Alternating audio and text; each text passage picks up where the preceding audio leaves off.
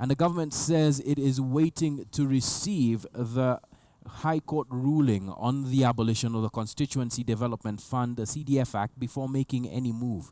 Devolution Cabinet Secretary Ann Waiguru says the government will wait for the interpretation of Friday's court ruling and will be handling the matter delicately, since there was a likelihood of some Kenyans challenging the ruling. But even as Waiguru spoke in Kerugoya, MPs and Kenyans across the country have weighed in on the matter that touches on practically every corner of this nation. KTN Samogina has more. He is the brainchild behind the Constituency Development Fund. The Nyandarua senator, then Ol-Kalou MP, introduced CDF to address poverty at the grassroots level by dedicating 2.5% of government ordinary revenue to the fund.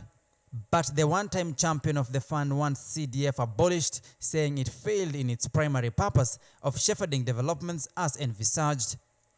Taking unpopular stance, the senator backed the High Court decision that declared the newly amended CDF Act 2013 unconstitutional. Kerugoya states that CDF was crafted with the old constitution in mind, but says even in the new dispensation, CDF has not really served its purpose of dealing with issues that sometimes led to fundraisers and MPs then were not able to address. What is important for me is for us to relook at the CDF Act, be able to look at it vis-a-vis the Constitution.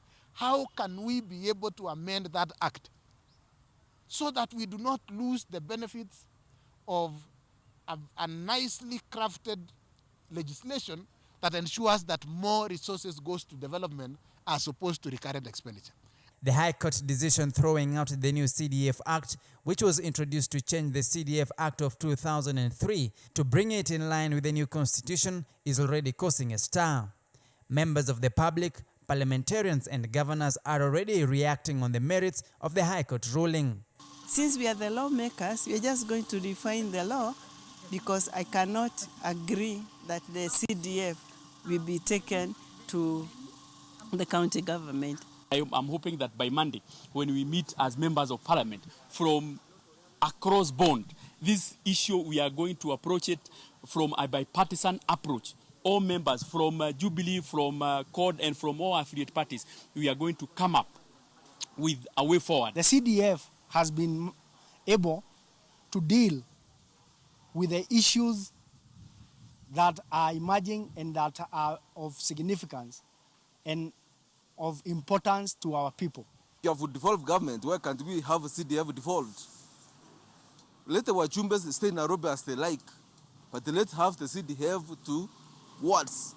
It can be closer to people than a person coming from Nairobi, spending mileage, spending this and that.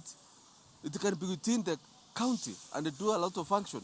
I support, and I'm in support of all the CDF money going to the county government to be dispersed so that we can have one tier. The MPs should do their job of registration.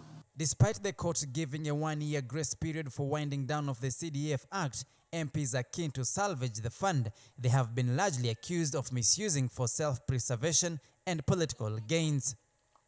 Samogina, KTN.